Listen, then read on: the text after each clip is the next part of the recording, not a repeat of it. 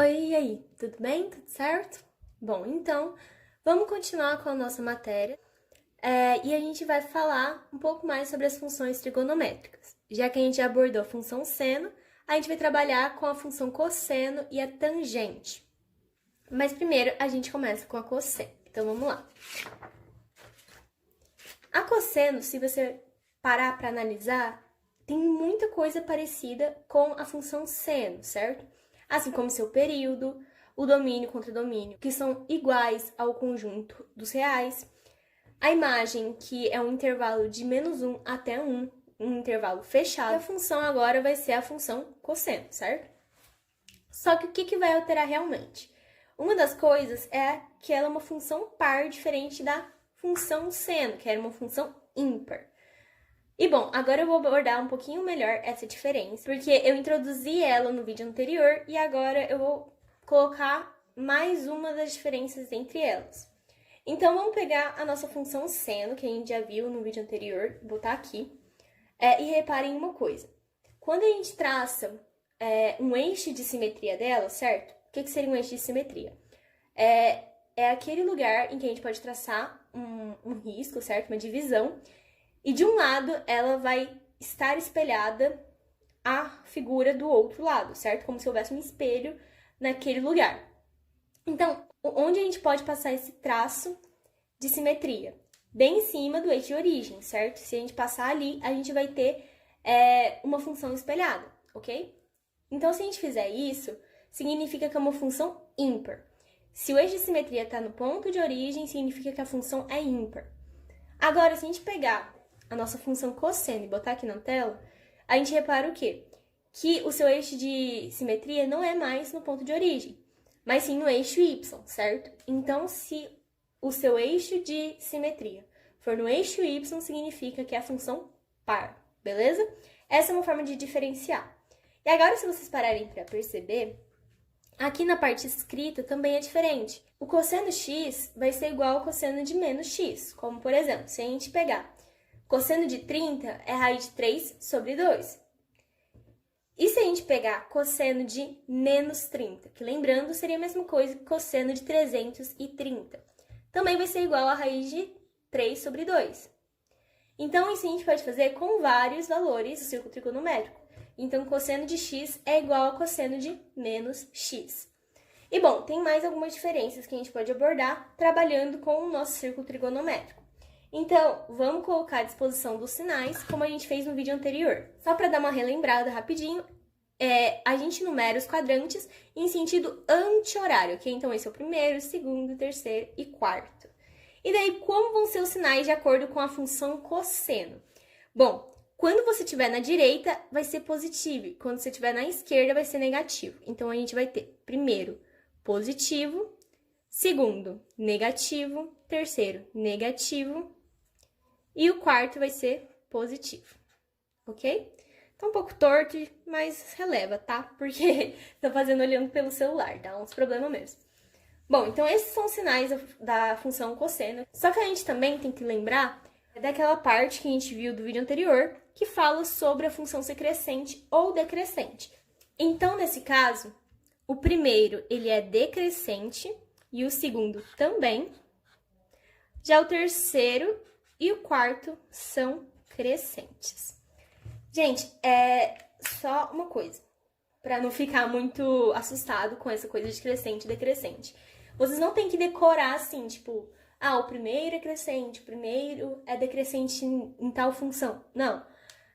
Isso aqui é só para vocês entenderem que em alguns momentos a função vai estar crescendo de valor, em outros ela vai estar decrescendo, ok? É muito mais fácil vocês lembrarem como é o desenho do gráfico, caso em alguma questão do vestibular, do Enem, fale sobre isso. Então, compensa mais vocês lembrarem como é o gráfico do que nessa regrinha de esse é crescente, esse é decrescente. E como faz para lembrar o gráfico? Tem que decorar o gráfico? Não. É uma questão lógica que eu vou apresentar agora para vocês. Esse é o nosso cossenoide, ou o gráfico da função cosseno. E por que eu disse que é mais fácil lembrar dele do que lembrar qual parte é crescente e qual parte é decrescente? Porque basta você ver a seguinte associação. Lembra que no círculo trigonométrico, o cosseno é o eixo x, que vai da esquerda à direita? Se você prestar atenção nele, o cosseno de zero, que é o nosso ponto de origem aqui, é quanto? É 1. Porque 1 é o nosso valor máximo dentro desse intervalo que vai de menos 1 a 1. Se o cosseno de zero é 1, não tem como ele ir para cima mais, certo? Ele só pode descer. E daí você vai vendo quais são os correspondentes na função cosseno a cada um desses valores do círculo trigonométrico. Por exemplo, cosseno de π sobre 2 é quanto? É 0.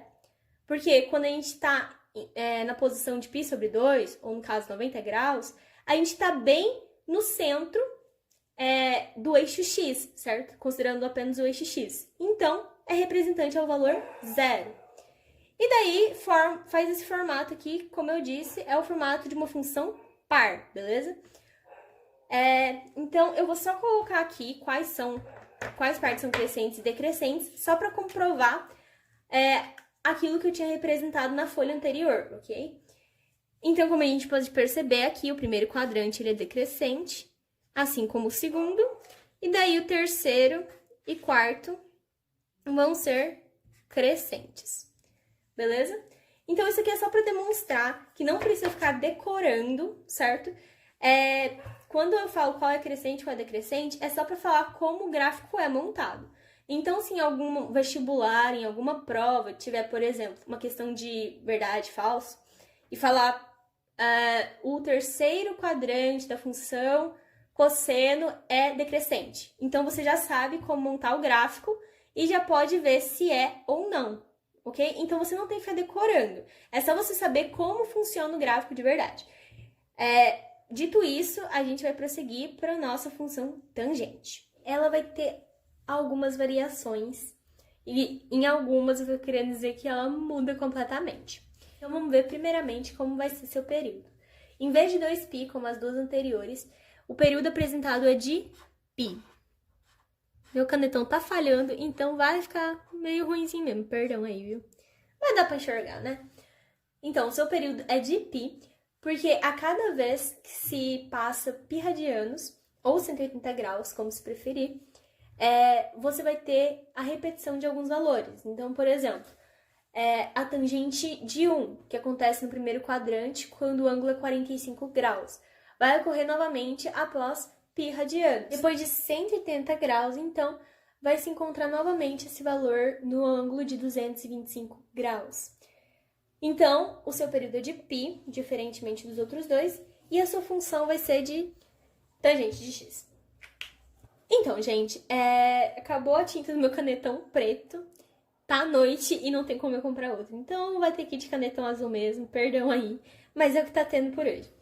Então, o nosso domínio, ele é um pouquinho complicado também, que tem alguns detalhes que eu tenho que falar sobre ele. É o seguinte, o x, ele vai pertencer a R, ok? Então, o valor do domínio pode ser qualquer valor dentro do conjunto dos reais. Qualquer um, com uma pequena exceção.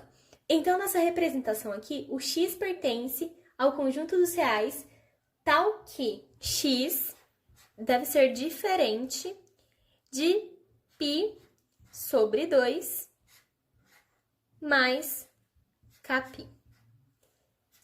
Loucura, né? Mas espera aí que eu já explico tudo certinho para vocês. E aqui, k é pertencente ao conjunto dos inteiros.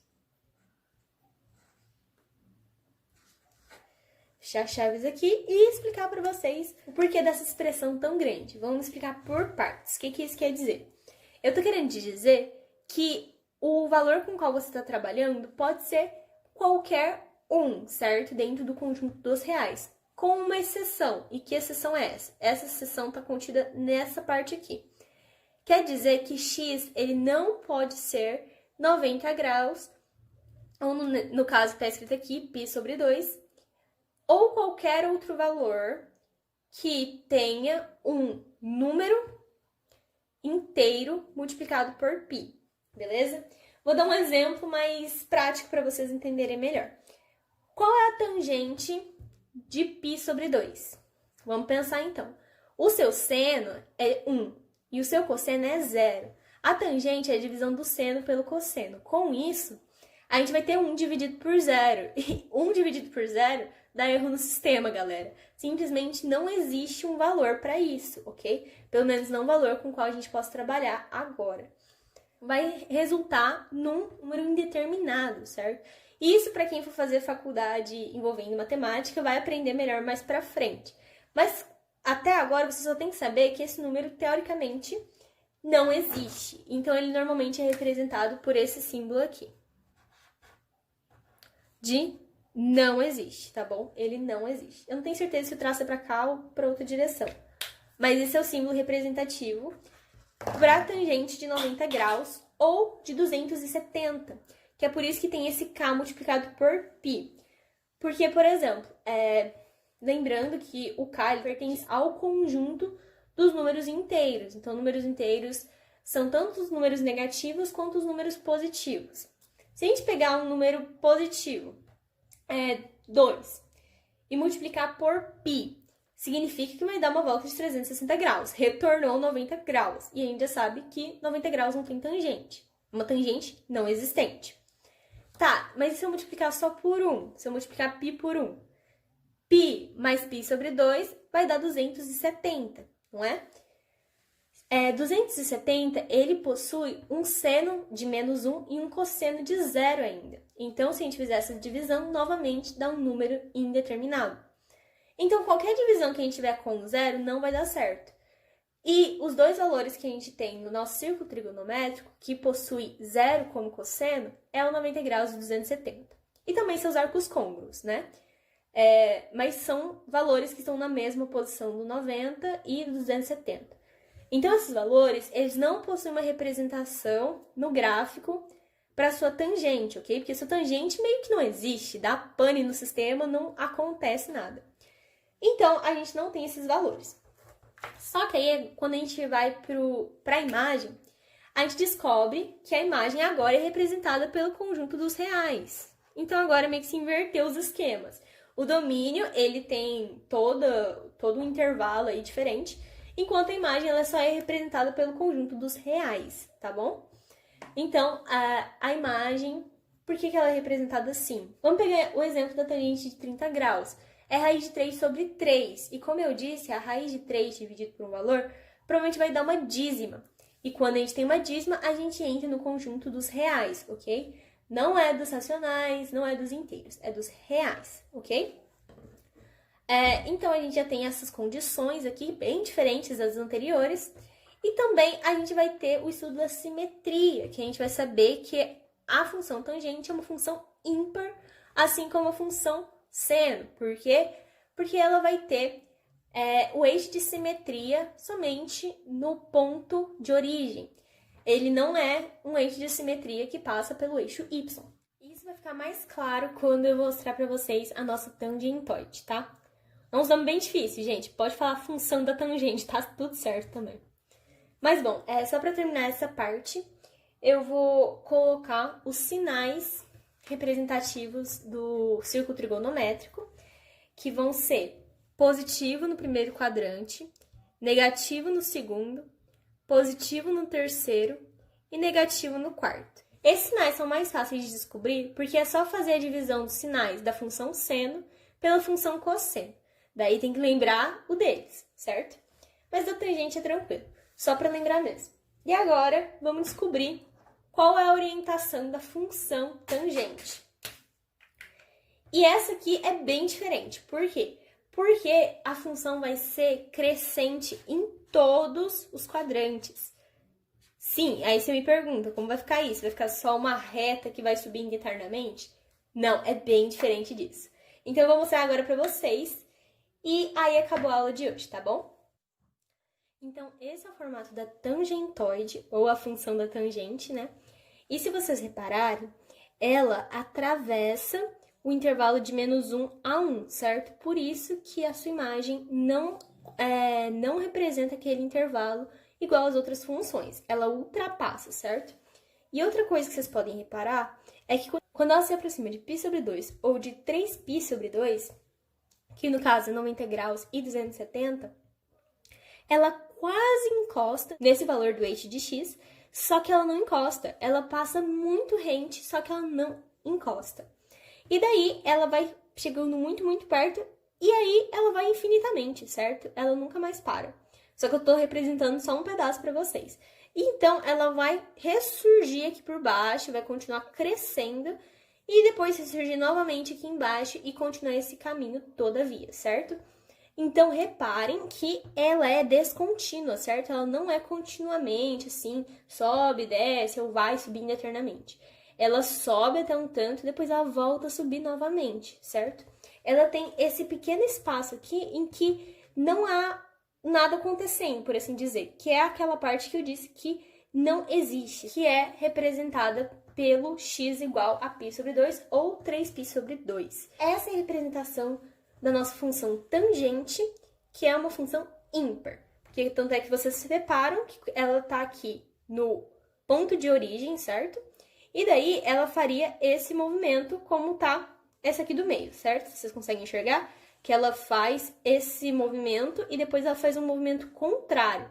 Então, não vai estar espelhado aqui no eixo y, certo? Ele vai estar espelhado pelo ponto de origem, porque ele vai fazer esse movimento aqui e aqui é espelhado. Também, gente, só para ficar claro, ela é crescente em todos os quadrantes, certo? Porque ela está sempre crescendo. Não importa que em alguns quadrantes ela esteja abaixo de zero, que ela seja negativa. Ela continua sendo crescente, não é? Porque aqui ela está subindo, aqui ela continua subindo e aqui ela vai subir de novo, ok? Ela está sempre aumentando os seus valores. Então, acabou a nossa aula de hoje. Qualquer dúvida, venham tirar comigo e depois a gente continua com as nossas próximas funções, beleza? Um beijo e até mais!